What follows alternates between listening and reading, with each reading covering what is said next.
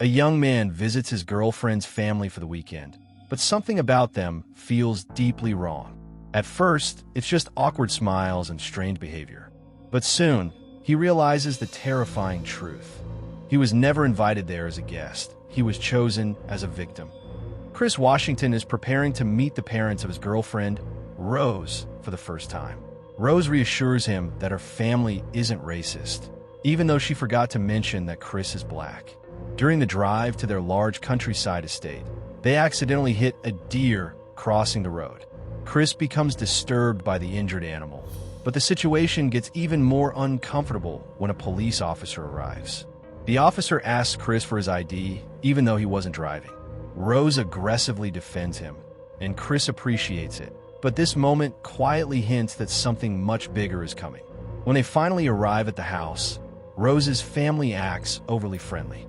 Her father constantly mentions that he would have voted for Obama a third time. Her mother smiles too much. Her brother acts strangely aggressive. But the most disturbing part is the black servants working around the house. They speak unnaturally, they move stiffly, and they seem emotionally empty. Chris immediately feels uncomfortable around them. That night, Chris goes outside to smoke. Rose's mother approaches him and offers therapy to help him quit smoking. She gently stirs a teacup while calmly questioning him about his past. The sound of the spoon tapping the cup slowly hypnotizes him. Suddenly, Chris realizes he cannot move. Panic spreads across his face as he sinks backward into complete darkness. He falls into what she calls the sunken place, a horrifying void where he can see the world but cannot control his own body. Chris suddenly wakes up in bed the next morning, unsure if it was real. As the weekend continues, the strange behavior around the house becomes impossible to ignore. The servants smile constantly, but seem emotionally trapped. One maid stares at Chris strangely before suddenly unplugging herself emotionally and apologizing repeatedly. Meanwhile, Rose's brother aggressively talks about Chris's physical strength during dinner. Chris begins noticing that everyone is studying him, watching him, judging him, like he's an object. The next day, Rose's parents host a large gathering. Wealthy older white guests flood the property. Almost every conversation with Chris becomes deeply uncomfortable. People touch his arms, ask invasive questions, talk about his body like he's an item for sale. One woman asks Rose whether being with Chris is better. Another guest asks if black people are genetically superior.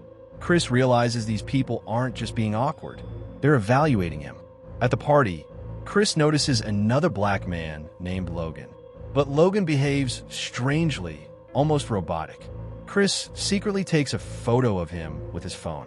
The camera flash suddenly changes everything. Logan freezes. Blood begins pouring from his nose. Then he grabs Chris violently and screams. Everyone at the party panics. Seconds later, Logan returns to normal like nothing happened. But Chris now knows something horrifying is happening in this house. Chris calls his best friend Rod, who works for airport security. Rod immediately suspects something dangerous. He jokingly suggests that white people might be stealing black people's bodies. Chris decides it's time to leave. But when he searches for his car keys, Rose suddenly changes. Her warm personality disappears completely. Calmly, she reveals she had the keys the entire time, and she was part of the trap all along. Chris is tied to a chair in a dark room. On a television screen, Rose's family explains the horrifying truth.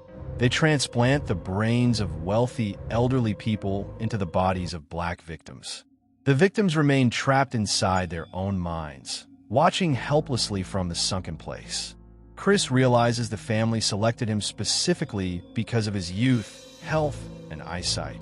He was never a boyfriend. He was a product. Using pieces of cotton pulled from the chair, Chris blocks his ears to avoid hypnosis.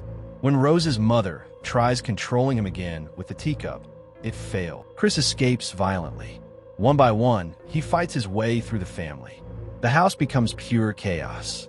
But even while escaping, Chris hesitates when he sees the servants, realizing they are victims too. Chris finally escapes the property and reaches the road. Police lights suddenly appear behind him. For one terrifying moment, It seems like he survived everything only to be blamed for the violence. But instead, it's Rod. He came to save his friend. As they drive away, Chris sits silently in shock after surviving one of the most horrifying experiences imaginable. The nightmare is over, but the trauma will never leave him.